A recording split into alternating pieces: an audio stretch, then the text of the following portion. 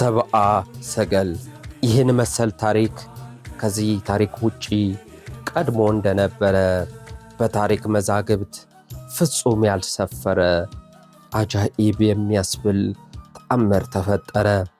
የሚያስገርም ብስራት ለማርያም ደረሰ። በድንግል ማኅፀን ንጉሥ ተጸነሰ። ሰብአ ሰገልም ይህንኑ ንጉሥ ሊያዩ ቢፈልጉ ወደ ኢየሩሳሌም ጉዞ እንዳደረጉ ነገሩን ሊያጣራ ሄሮድስ ተሯሯጠ። ወሬውን ሲሰማ እጅግ ደነገጠ።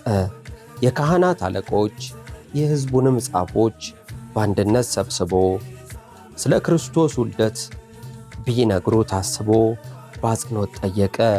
በመጨረሻ ግን እውነቱን አወቀ። የይሁዳ ምድር አንቺ ቤተልሔም ከይሁዳ ገዢዎች በፍጹም አታንሽም። ሕዝቤን እስራኤልን የሚጠብቅ መስፍን ካንቺ እኮ ይወጣል።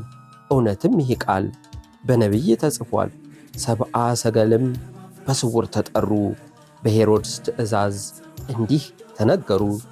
ስለዚህ ሕፃን በጣም መርምራችሁ እኔም ቢሆን ለሱ ይሰግዳል ብላችሁ ወዲያውን ንገሩኝ፣ ለእኔ እንዳገኛችሁ። ሰብአ ሰገልንም የምሥራቁ ኮከብ እነርሱን ሲመራ ክርስቶስ ባለበት በድምቀት ሲያበራ በታላቅም ደስታ ልባቸው ቢረታ ሕፃኑ ባለበት ወደ ቤት ሲገቡ ከማርያም ጋር እንዳዩት ወደ እርሱ ቀረቡ።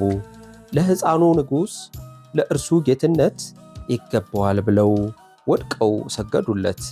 ሕፃን ተጠቅልሎ በግርግም ተኝቶ በዳዊት ከተማ መድኃኒት ተገኝቶ የምን ማመናታት የምን ፈራተባ ሳጥኖች ከፈቱ ስጦታም እናግባ ወርቅ ዕጣን ከርቤ ይሁን እጅ መንሻ መስጠት የምንችለው ያለን የእኛ ድርሻ አሉ። ሰብአ ሰገል ሊመለሱ ሲሹ መንገድ ሲቀይሩ ሄሮድስ ሲሸሹ